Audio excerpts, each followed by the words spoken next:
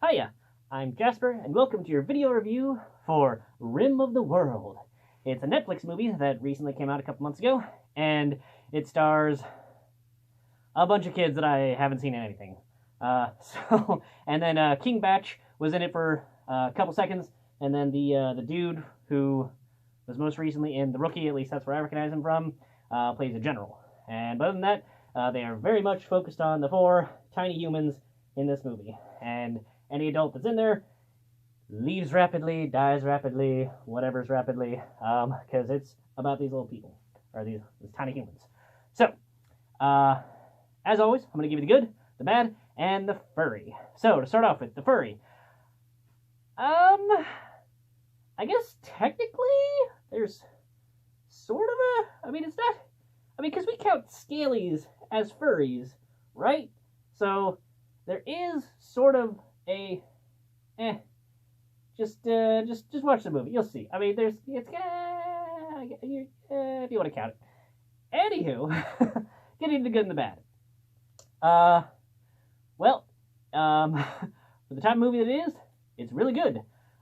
It's a movie where it has the kids doing all the things that you would otherwise see adults doing in, like, whatever type of movie is. So in this case, it's an action, end of the world. They got to get the thing to the thing so that they can make the thing to save the world. And it's basically that, but with kids instead of adults. And I thought it was really good. The kids did excellent job at acting. There wasn't any, like, you've seen kid actors when they can be terrible. There was none of that. So, there's kid actors, and I liked that they actually had personality to them, and they kind of talked like those, and they acknowledged, like, the existence of other movies. Like, I think we've all seen those movies. Especially zombie movies. Zombie movies and TV shows are terrible about, like, not acknowledging the existence of zombie movies ever having happened.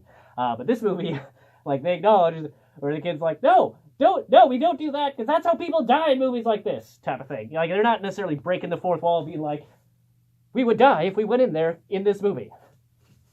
There's none of that, necessarily. It's not fourth wall breaking, but, like, they acknowledge the existence of movies where there's aliens that attack Earth. So, they have a mission, and they go on it. And, there was some character progression. There was, like, a couple of steps where, like, they had the silent female Asian chick who then just starts talking, and, like, it felt like they were building up why she wasn't talking for a reason, and there wasn't really a reason that would, like, be like, oh, I see. And then the reason that she spoke was really, I did like her first lines, don't get me wrong, but it didn't really have a payoff that I was hoping for. But the graphics were good in this. I could, just because I've seen so many movies, I could tell where they had to, like, cut the action sets, or, like, kind of how they framed things and frame the storyline to fit within their budget. But all of the CGI that was on screen, and, like, they did have a couple of nice far away, or, like, wider angle shots to, like, show more devastation. Like, it clearly was not a zero budget movie, and I thought that they worked well with what was clearly a budget given to them, and it brought me into the world, and it felt real, so I enjoyed it. And also, like, these kids, they didn't seem unbelievably stupid or unbelievably strong. Like I said, they had personality, and I thoroughly enjoyed that. So, what I would say is, if you like this kind of movie, you're gonna have a good time. And hopefully you do like this kind of movie, because you're watching a review about it to see if you should watch it.